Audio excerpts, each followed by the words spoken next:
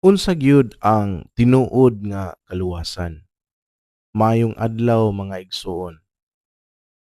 Usa sa labing importante nga pangutana sa kinabuhi mao kini. Unsay kinahanglan buhaton aron maluwas? Daghan nag-ingon nga igo na ang pagtuo, ang uban po nag-ingon nga gikinahanglan usab ang mga buhat. Apan unsa man gyud ang gitudlo sa Biblia? Ato kining tan-awon mga kaigsuonan. Una sa tanan, mao kini ang dapat natong masabtan nga ang tanang tawo nakasala. Ato kining mabasa sa Roma 3:23 nag-ingon, kay ang tanan nakasala ug nakabsan sa himaya sa Dios. Walay tawo nga makapanginambog nga matarong siya pinaagi sa iyang kaugalingon. Kay kitang tanan nakasala, matud pa sa nabasa nato kanina karon. Nagpasabot lang kini nga nanghinanglan ta sa kaluwasan. Ang ikaduha mga kaigsuonan, ang bayad sa sala mao ang kamatayon.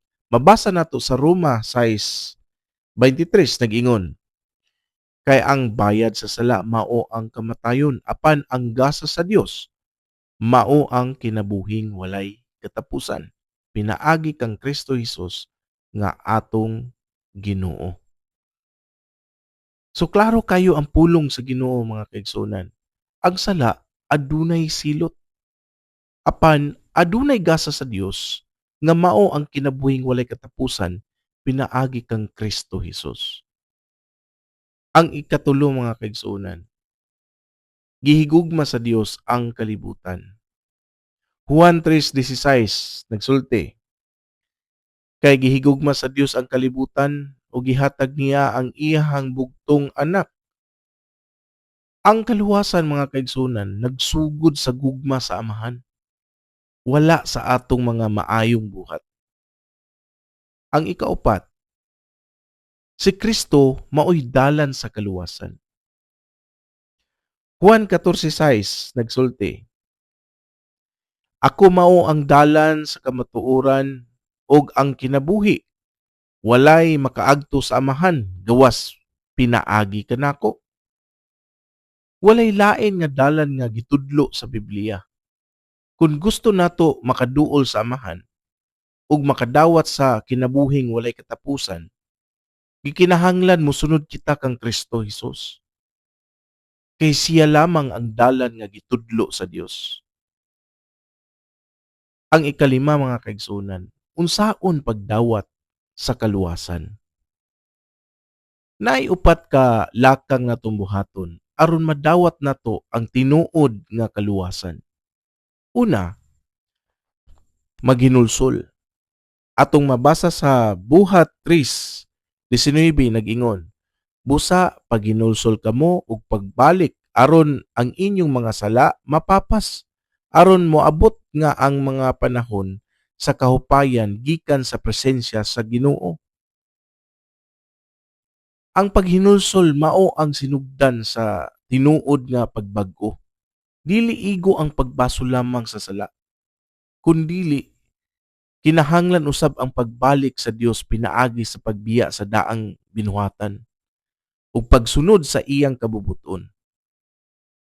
Ang tinuod nga paghinulsol, ang Dios andam nga mupasaylo, mupapas sa atong mga sala ug muhatag sa kapayan sa atong kinabuhi.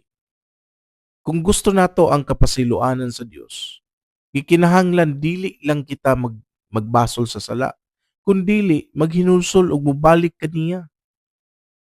Ang Dios anda mo pasaylo og maghatag og bag-ong kinabuhi sa tanan nga matinud-anong mobalik kaniya mga kaigsuonan.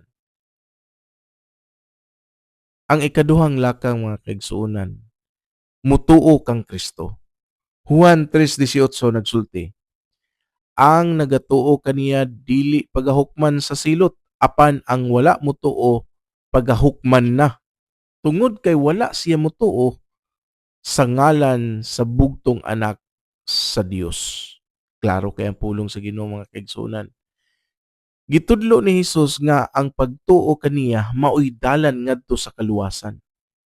Ang nagatuo kang Kristo dili pagahukman sa silot. Apan ang mosalikway kaniya nagpabiling ubos sa hukom tungod kay wala motuo. Ang tinuod nga pagtuo dili lang pagsulti nga nagtuo, kundili nagdawat og nagsunod usab sa iyang mga pulong. Ang pagtuo kang Kristo Hesus, mga kaigsunan, adunay dakong kahulugan. Ang mudawat og mutuo kaniya makabaton og paglaom sa kaluwasan. Apan ang mosalikway sa anak sa Dios nagpabiling ubos sa hukom. Busa pilia si Kristo, mga kaigsunan, ug magpabilin ta sa iyang kamatuoran. Ang ikatulong lakang, mga kaigsunan, magpabautismo. Marcos 16:16 nagsulti, ang motuo og magpabautismo maluwas, apan ang dili motuo pagahukman sa silot. Gitudlo ni Hesus nga ang pagtuo og pagbautismo maoy lakang sa tawo nga midawat sa maayong balita. Ang bautismo dili lang usa ka seremonya, kundili usa ka timaan sa pagtuo ug pagtuman sa sugo ni Kristo. Ang dili motuo nagpabiling ubos sa hukom, kay gisalikway niya ang kaluwasan nga gihatag sa Dios. Ang tinuod nga pagtuo makita sa pagkamasinugtanon. Kung kita motuo kang Kristo, kinahanglan usab kita motuman sa iyang mga sugo. Lakip na ang pagbautismo. Isip pagpamatuod sa atong bag-ong kinabuhi diha kaniya. Ug ang ikaupat, mga kaigsunan, magpabilin sa pagkamasinugtanon. Mabasa nato sa Mateo 24:13. Apan ang mulahutay hangtod sa katapusan mao ang maluwas. Gitudlo ni Hesus nga ang kaluwasan dili lang magsugod sa pagtuo, kundili kinahanglan usab ang pagpadayon sa pagkamatinud-anon hangtod sa katapusan. Ang Kristohanong kinabuhi adunay mga pagsulay, pag-antos og mga temptasyon. Apan ang pamagpabilin nga matinud-anon sa Dios hangtod sa katapusan mao'y maluwas sa saad sa kaluwasan.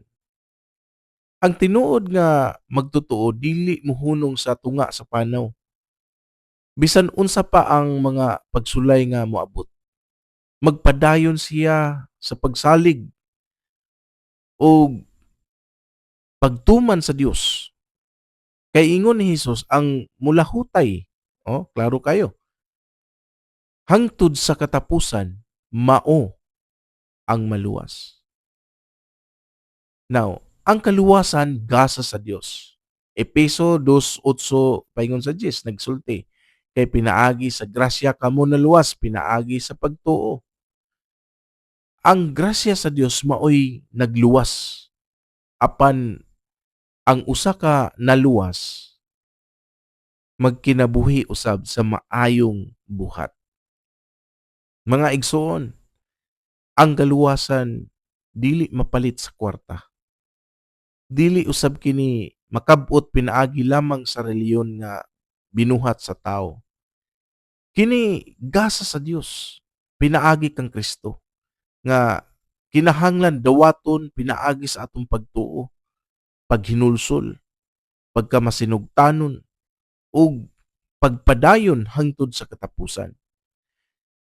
Ingon sa 2 Corinto 5:17, busa kun ang usa ka tawo anaa kang Kristo, siya bag-ong binuhat. Mga kaigsuonan, kung nakatabang kini nga pagtuon, palihog i-share aron mas daghan ang makadungog sa pulong sa Dios. Salamat sa inyong pagpaminaw ug ang Dios magapanalangin kaninyong tanan. Amen.